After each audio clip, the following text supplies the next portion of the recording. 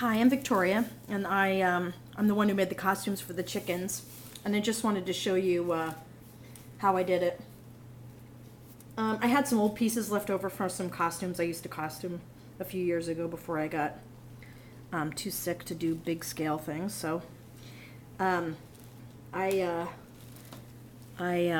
had this collar from one of my son's little Renaissance shirts, so I took it off, and then I made this little greatcoat, kind of like a cape over my chicken, and I tried to add some details like running a double stitch back here and leaving a split, and then I gave him a pocket and a collar and some buttons. So that was the greatcoat. There's the greatcoat. So you can kind of see how that's put together. And then I decided that he was too naked, and so he needed a waistcoat. So I made a black velvet waistcoat, and it's just double. My stitches are really ugly, and I just made it out of cutting kind of triangles out of velvet. And then I couldn't figure out how to stitch it to the greatcoat, so I thought, oh, I better make him a puffy shirt, a Seinfeld puffy shirt.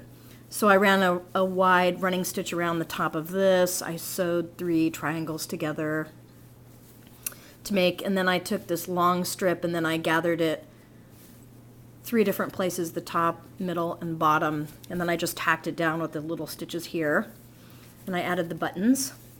So when you put the 2 together, it looks like he's wearing a formal outfit.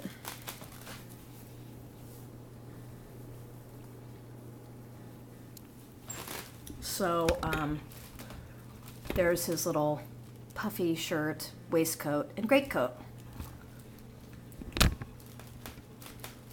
For floor, I had this material that I was going to use for curtains, and I thought, oh, it's sort of period.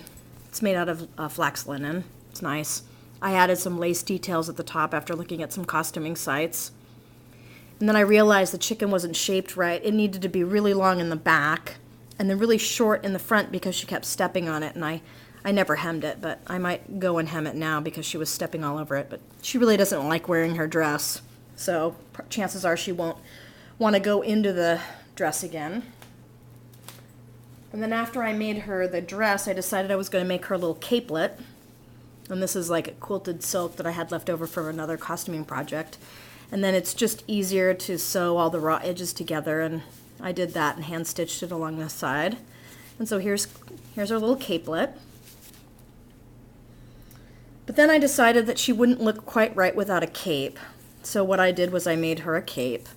And again, I took 2 pieces of linen and I sewed all the raw edges together, and then I gathered up, making a nice pleat up here at the top, and then I put a hood. I made a hood by just making a kind of like a half circle and square at the bottom here, and then I sewed all the pleats into the hood and then sealed it up by hand with little hand stitches down here. And then it has a little tie. I just attached the tie so I could tie it onto her, but it just slips over her head. But her head is so small, it's like the perfect size, this little tiny hood. So her whole little outfit looks like this.